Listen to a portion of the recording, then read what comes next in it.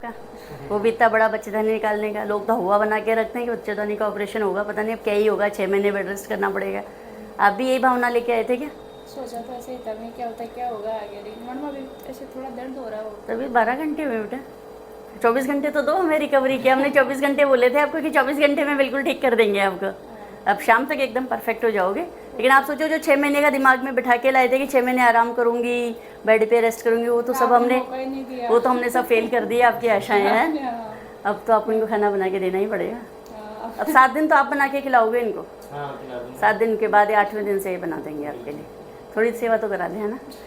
वैसे लेकिन अच्छा है, आपका नाम सुन रखा था मैंने, और फिर हमारे बच्चे बहुत ही यहाँ पे, तो हम लोगों ने सुन रखा था कि मतलब दूरबीन के ऑपरेशन में बेस्ट है आप, तो फिर हमने यही करने के लिए, तो घर के पास CPS इतना बड़ा हॉस्पिटल था, वहीं करवा लेता। तो अस्पतालों में ऑपरेशन तो हो सकते हैं, लेकिन काम तो डॉक्टर करता है, डॉक्टर करते हैं, इसलिए हमारे को विश्वास था आप पे, इसलिए आने यार।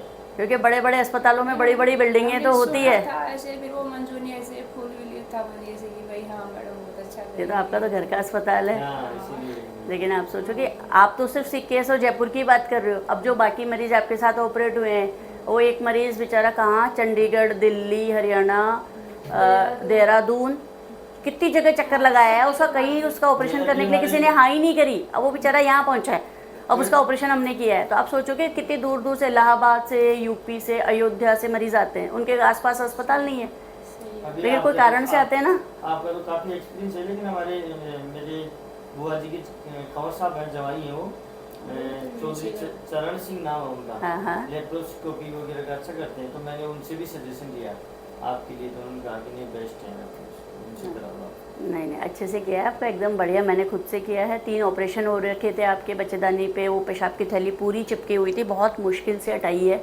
अब आप सोचो कि इतने एक्सपीरियंस के बाद, इतनी सुविधा के बाद, हमें थोड़ी तकलीफ लग रही थी। अब कोई नॉर्मल आदमी कर रहा होता तो पक्का पेशाब की थैली खुल जाती है और उस पर टाँके लगते हैं, फिर 7-8 दिन कैथेटर रखना पड़ता।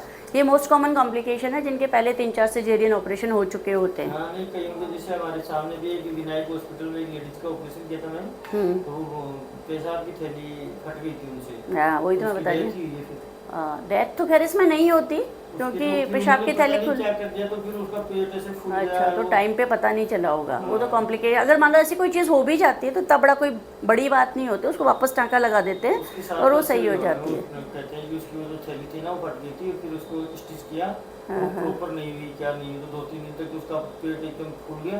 अच्छा, और कोई बीमारी भी हो सकती है, अपन पता नहीं रखता ना अपने लोगों को कि क्या क्या बीमारियाँ थी। तो ऐसे तो क्या, सबका काम हर आदमी, इंसान, हर डॉक्टर अच्छा ही करता है ना?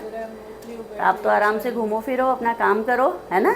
और अब साथ डाइट में जैसे नॉर्मल खाना देना है, दलिया खिचड़ी दाल रोटी आज दे देना, कल से बिल्कुल नॉर्मल खाना देना है, ठीक है? और दलिया खिचड़ी प्लेन नहीं लेना, उसमें सब्जियां डाल के लेना है, दही दूध छाछ सब लेना है, खट्टा मीठा भी सब लेना है। तो अभी छुट्टी कर देंगे अब, है ना? और 7 दिन बाद आके दिखाना है, ठीक है?